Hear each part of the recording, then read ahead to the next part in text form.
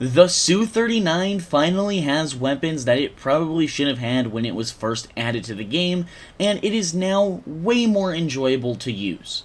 Before we dive into this video, I'd appreciate it if you guys hit that like button and subscribe. Only 12% of my current viewers are subscribed, and I know for a fact that we can do way better than that. So the SU-39, when it was originally being tested and built, only I believe 4 were ever built, the plan the Soviets had for it was to give it a strengthened wing design to allow access to things like the R-27 and R-77 air-to-air missiles. This also gave it access to a radar pod that they put on the belly of the Su-39, and with the strengthened wing design, this allowed it to use different sort of air-to-ground munitions as well as the air-to-air missiles. Now, in War Thunder, Gaijin decided to not give it any sort of air-to-air missiles besides the R-73 and R-60. I personally don't really know why. I really wish they would just at least give it the R-27, because it would make this aircraft way more unique in my honest opinion. Now, the Su-39 has finally received access to the anti-radiation missiles that Gaijin has been kind of holding out on for a very long time, and it makes this aircraft that only sits at 11.3, keep in mind, so freaking dangerous. Now, the Su-39, the big upgrade over the Su-25T, besides access to the air-to-air and radar pod, was the fact that it could carry more modern air-to-ground or anti-radiation missiles and air-to-surface missiles like anti-ship missiles that the Russians have. So really, anti-ship missiles are not too relevant in the game, so we're not going to really talk about them. However, the anti-radiation missiles are incredibly relevant to the game. Not that the Su-25T didn't receive them, they did, but it only received the very, very early variants that aren't very good.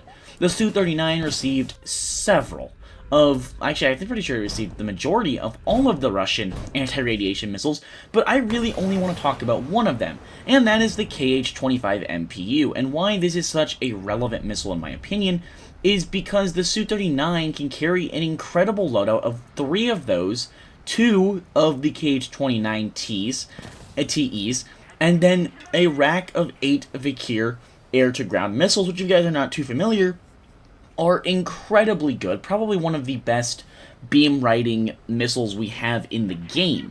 Now, the KH-25 MPU, which is the anti-radiation missile, that, if you guys didn't know, is just the body of the KH-25, which, if you haven't played Russian aircraft before, it's essentially, it'd be very similar to, like, I would argue like a Maverick, but laser guided, but a little fatter, and I want to say it's a little bit slower actually.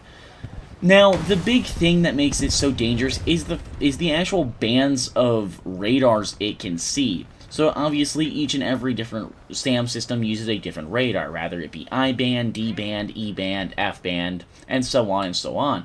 And the KH-25 MPU, I believe, is the lowest tier missile that can actually see almost all of them. Sitting at 11.3, yes, you are a subsonic platform, but you have access to arguably one of the best fire and forget missiles in this BR range, being the KH-29 TEs, 8 of the best beam riding missiles in the game, being the McXers, and then up to 3 of the KH-25 MPUs, which have been devastatingly effective at taking out SAM systems. And on top of all of this, you can also then arm yourself with R-73 and R-60M air-to-air missiles. And if you're not too fond of the KH-25 MPUs, you can sub 1 or 2 of them out for either an additional rack of the McXer air-to-ground missiles, or the actual KH-25s for air-to-ground, just the normal air-to-ground variant, and not the actual anti-radiation missile variant.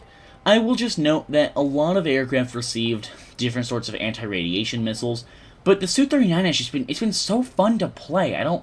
It's mostly, yes, because the KH-25 MPU can see almost all of the bands of radar, but also simply because it's already so capable.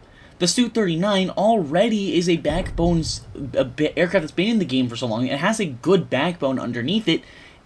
You already can trust it in almost all of the air-to-ground roles you needed it, minus the seed mission, and now you can use it for that as well. Realistically speaking, the Su-39 should not be as good as it is, to be brutally honest.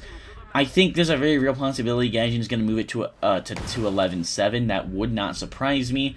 And honestly, it wouldn't be the end of the world because that is where the BMPT is. So if Gaijin moves it up, essentially all they're going to be doing is making it slightly more annoying for everyone else who isn't a Russian player, just because now they'd have to deal with the BMPT and the SU-39 at the same BR, instead of just having the SU-39 be a BR lower. Anyways, let me know your thoughts down below on the SU-39. Do you guys think it's now one of the best strike platforms at 11.3 with the KH-25 MPU? Do you guys think it's worth picking up? I love this vehicle. I'm so happy I got it. It is so enjoyable to play. Yeah, hopefully you guys have enjoyed this video, and I will see you guys in the next one.